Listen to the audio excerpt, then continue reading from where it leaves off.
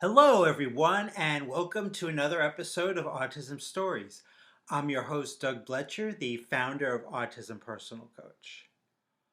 Autistic people are the true experts of the autistic experience, and Autism Stories is where we interview autistic people to learn from their stories, experiences, and get their insights. If you'd like to be notified about each week's episode of Autism Stories, we suggest you subscribe on your favorite podcast listening platform. We would also appreciate it if you could give us a positive rating and review, as it will help others to learn about autism stories. Universal design is a topic that we've discussed many times here on Autism Stories, and how it can be helpful to all different brain types. However, we haven't gotten too much in depth with universal design and how it relates to healthcare. That's why I'm excited to talk with Dr. Mel Hauser, who discusses how she uses universal design in her practice. We also talk about her nonprofit, All Brains Belong VT, and what she wishes medical school and medical training had taught her. We hope you enjoy today's conversation. Well, Mel, I want to thank you so much for joining me today here on Autism Stories. Absolutely. That is great to be here. I wanted to start off like I do with so many of our guests and learn about your story. Where in the autistic community does your story begin? Well, I think like many late identified adults, I received my autism diagnosis in the context of autistic burnout. And ironically, the day I received my diagnosis was the 2-year anniversary of my child's diagnosis, like to the day. And so I would say that my story probably, I should say, it really began when I became a parent 6 years ago, where here I was, a family doctor taking care of babies through older adults, but like I had a background in child development. That was my thing. So like I thought I knew what I was doing, but my baby had other perceptions. Like she made it clear in no uncertain terms that our environment was not a match for her needs, and that turns out like all my medical training was in fact useless, which symbolically, like now we know that healthcare providers training is really an outdated paradigm of what autistic people really need. And so it was my journey toward a new way of being in the world, let alone discovering my own brain, was thanks to my now 5-year-old. Now, you're a doctor and you've created a wonderful nonprofit, All Brains Belong VT, that uses universal design principles to help neurodivergent people access proper health care. So, prior to starting your nonprofit, what were some of these barriers you saw in helping neurodivergent patients to get the care that they need? Yeah, thank you for that question.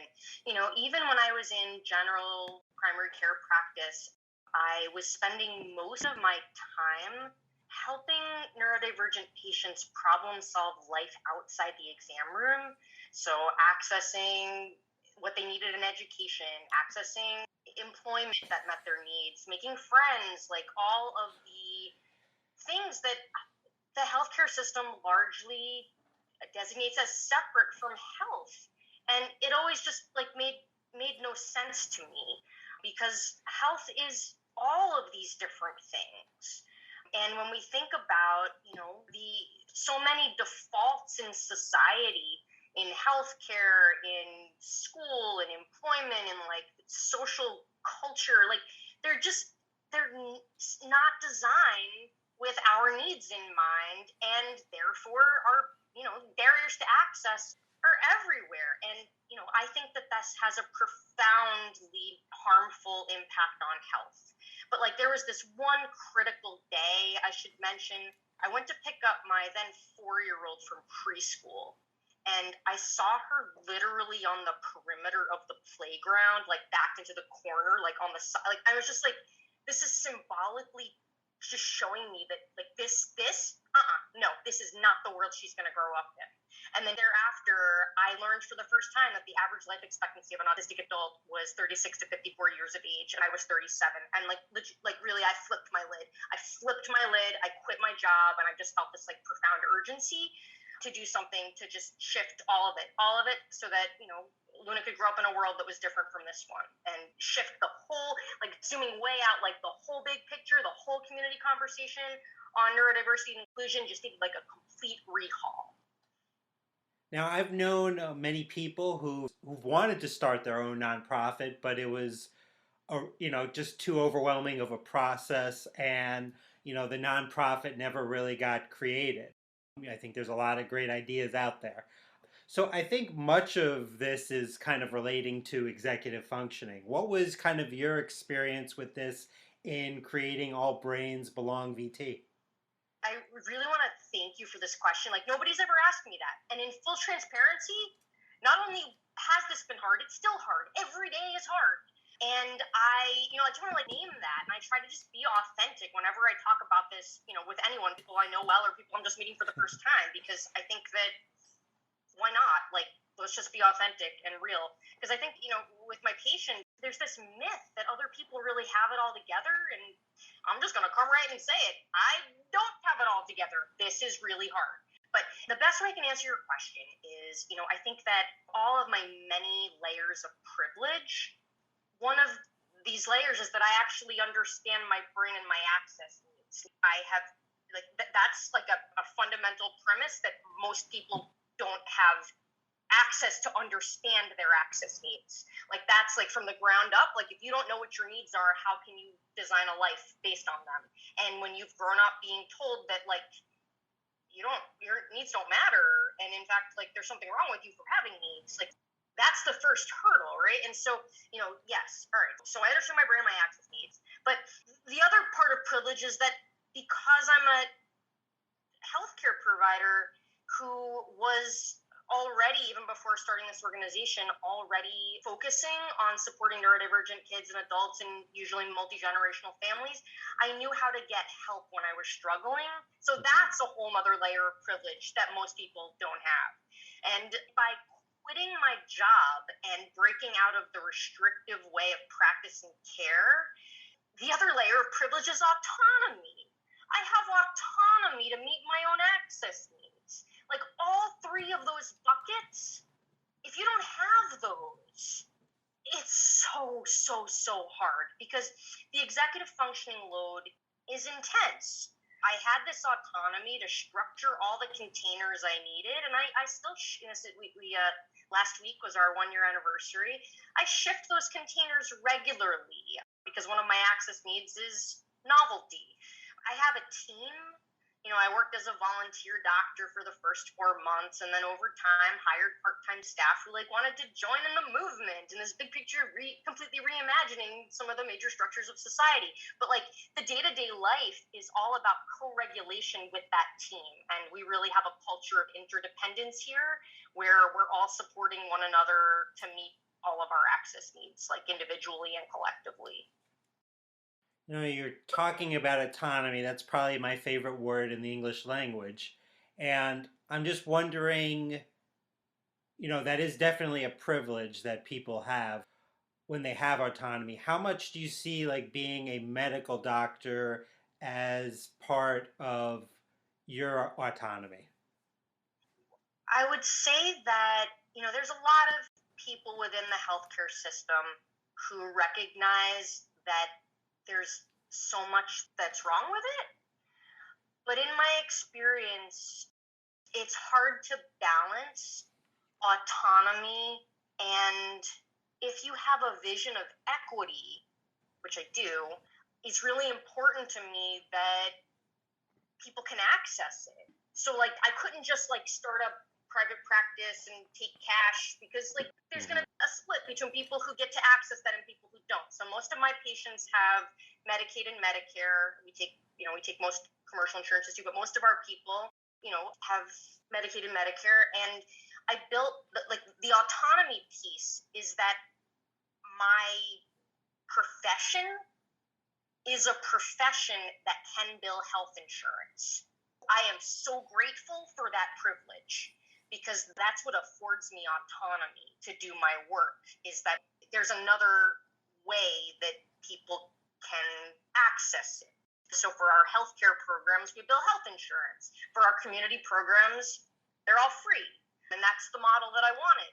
It's like what I need to feel fulfilled in my world. And so the only way that that's possible is because I can bill health insurance for the healthcare programs. And that, thank goodness, the message has really resonated with the community in terms of all our community programs are funded by, the generosity of, philanthropic support from community members. And that's how we get things done here. Now, not far behind on my list of favorite words or phrases behind autonomy is universal design. Universal design principles I think are so critical because they truly help everyone. So you started All Brains Belong VT that uses these principles for healthcare and community connection. How do you use universal design in relation to healthcare?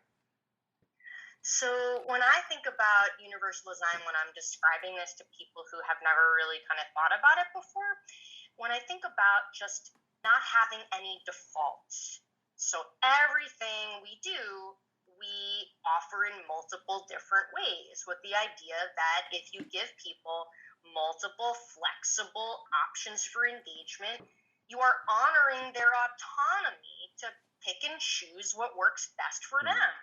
And so, because when I think about it, anytime you have a default, anyone whose brain learns, thinks, processes, communicates differently than that default is always going to feel othered. And when we launched, the message that I try to always focus on is that of inclusion. And anytime you are going to other people for not functioning in the default way, they're going to feel othered. They're not going to feel included. And so the idea with universal design is just not having any defaults, offering a menu to all people. And so in healthcare, you're picking your setting, you're picking your furniture, you're picking your lighting, you're picking your, a range of sensory and executive functioning and communication supports.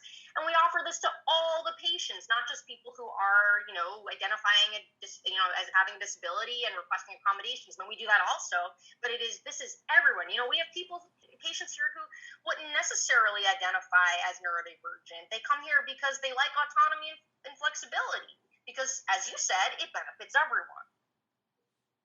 Now, one aspect of healthcare is getting vaccinations, and that's definitely been an increase due to COVID and all of the vaccinations from this time period. So, from what I understand, your nonprofit developed a model to make sure these vaccinations are neuro-inclusive. I'd love to learn more about that model. Totally. 1 week before we launched last year, a lot of this is like chasing dopamine. I was like, wouldn't it be really cool to create a free program to teach all the people what we do and just make it available for free? And so we literally did this before we even opened. And it was really taking our menu of universal design for healthcare and applying it to vaccination. Because there are so many people who can't access vaccination because it's simply too stressful. And it's not an optional kind of stress that you can just suck it up and push through. It's not optional. It's not accessible because you don't feel safe. And if you don't feel safe, you can't do the thing. What this looks like is everybody, not just people, again, who are, identifying as having a disability and requesting accommodations, a menu for everybody. You pick your setting, inside, outside, or in your car, and a menu for what happens before, during, after, how do you want to receive information? What kinds of sensory supports do you need? Even, there's a section where we ask, what do you love? So, for example, if there's a kid who loves dragons, we're going to have, a dragon video playing as they walk in the door and a dragon song playing, because it's not distracting them. It's actually giving them dopamine. When your monotromic focus is dragons and the dragons are there, it's actually going to impact your sensory processing. Things are going to hurt less when you have dopamine.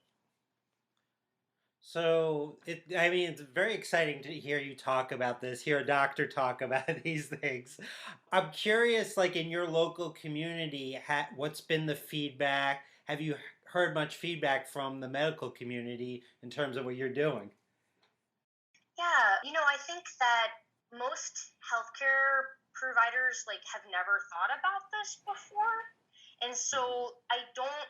I think about the brain science of advocacy, of social justice. It's kind of it's fairly predictable that when you tell people they're doing it wrong, they flip their lids. So that's why I come at this from the lens of inclusion, of like, did you know that there's not a default brain?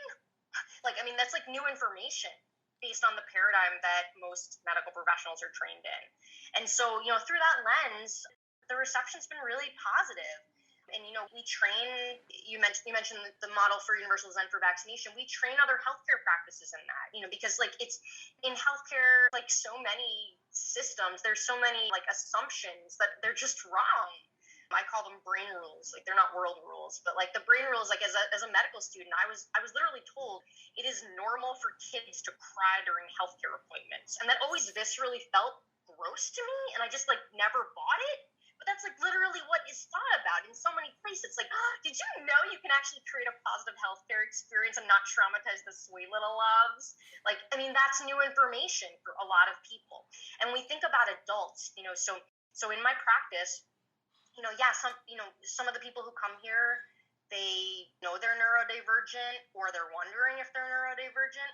But a lot of the people who come here, they come because their needs were not met by the traditional healthcare model. And so they come here because they're suffering. Their health is suffering and no one's been able to help them.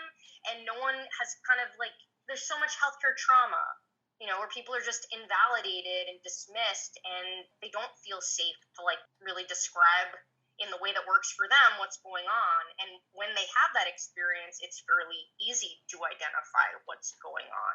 And often that's the pathway that they discover about their brains is through the context of their multi-organ system, like neuroimmune stuff like hypermobility and dysautonomia and some of the really common conditions in autistic adults.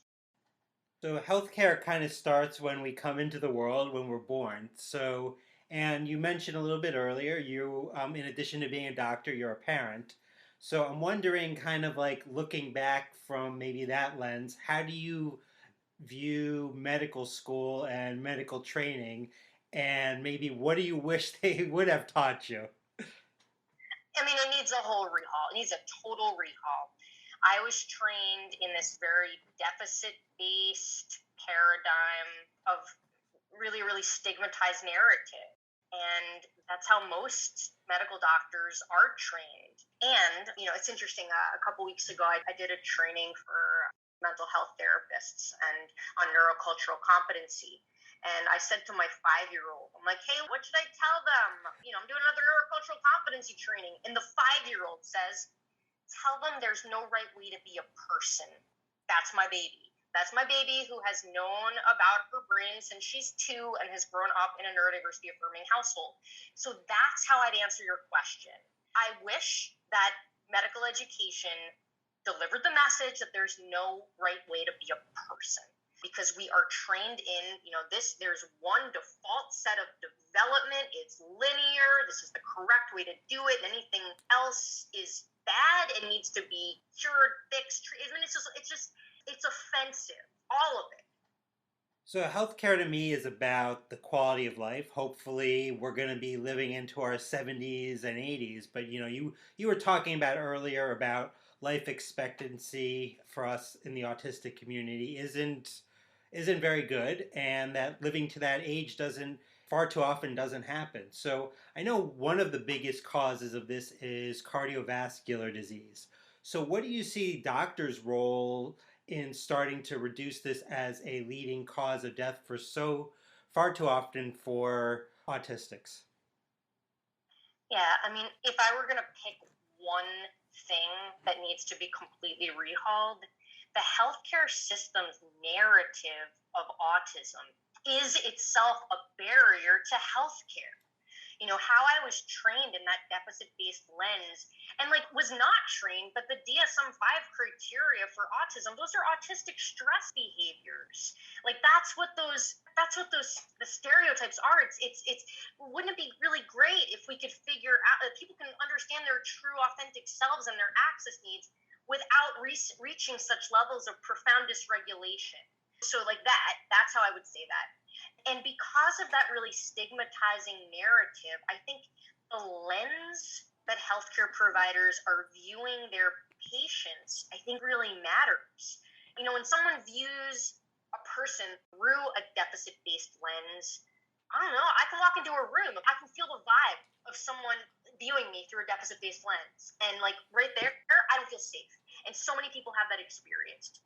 So there's like even when you think about the research on the barriers to healthcare access, and one of the studies I can send it to you that was very instructive to me in designing my model here at All Brains Belong was Darty et al. In 2021. Surveyed primary care patients on what are your barriers to accessing healthcare, and they broke this up into 3 buckets of things in the environment, things in the system, things with the provider, including like attitudes and communication. So provider attitudes and knowledge are inadequate. And so when you mentioned cardiovascular disease, I mean, there's no training on autistic physiology. Like, it's not thought about that we actually have different physiology in my practice. And I knew about some of this because I was mostly caring for neurodivergent patients in my general practice. I knew about a lot of the common associations: hypermobility spectrum disorders, or Ehlers-Danlos, dysautonomia, migraine, obstructive sleep apnea. These things are common, and it's known that autistic people, that we have more of these things. But until I had a practice that was almost all neurodivergent people, I didn't really get it, that when you really zoom out, there's a big constellation. So 70% of my patients have long COVID or long COVID-like conditions. So people come here because their needs were not being met in other settings, and what those people all have in common is that they have multi-organ system, connective tissue, including, blood vessel differences. So when you talk about cardiovascular disease, if you don't know that, and I didn't know that, I think given that premature cardiovascular disease is one of the leading causes of death for autistic people, we have to look at that. We have to talk about that. And in fact, one of the things one of our community projects that All Brains Belong is doing, and we're raising money to produce free educational materials because we're doing this for our own community. But I want this to just be free and on the website of like, how do you manage this stuff? Like we're treating long COVID all day long here. We're like learning a whole lot of things that are they actually work. I'm fascinated to hear that, because actually earlier today I supported someone going to a medical appointment who's had an autistic woman who's had long COVID for a year and a half, and she really hasn't been given any answers to like what's going on. They had her go through some testing, but the testing didn't really show anything abnormal. So, like, what's been your experience in working with neurodivergent patients who have long COVID? Yeah, and I think the first and foremost, it's to recognize that a lot of medical people, believe that long COVID is not like a new thing. It's a bigger picture of autoimmune disease that's kicked off by COVID. So autoimmune disease is commonly triggered by any assault to your immune system, whether that be infection, surgery, pregnancy, concussion. There's like a whole list of things. So a lot of the people here who have this, they had like brewing low levels of this, and then they got COVID. And then, so it's about like, I don't, like when I see all over, like yesterday, somebody sent me this 88-page like federal document about long COVID management. 88 pages, literally not one strategy for management. 88 pages, all it does is just talk about how long COVID's really bad and how like we really need like treatment and research. I'm like, dude, I'm like doing this like right now. It's like happening right now. We're just doing it. So medicine is so fragmented and so siloed that of course it would look like it's its own thing, but it's like zooming out and learning from multiple different perspectives collectives. So like ABB has what we call ourselves. So All Brains Belong has an interdisciplinary task force.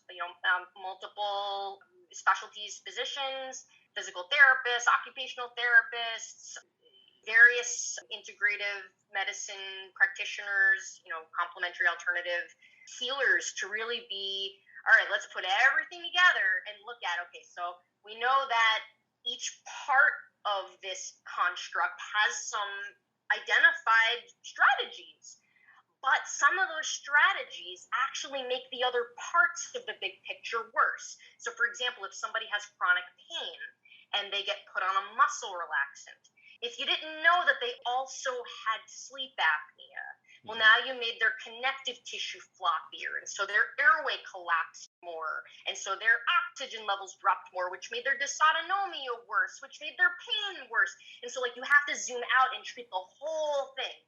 The lens that we have found most helpful here is learning everything we can about mast cell activation. And it's known that autistic people have more mast cell activation or mast cell dysfunction, whether you have that diagnosis or not.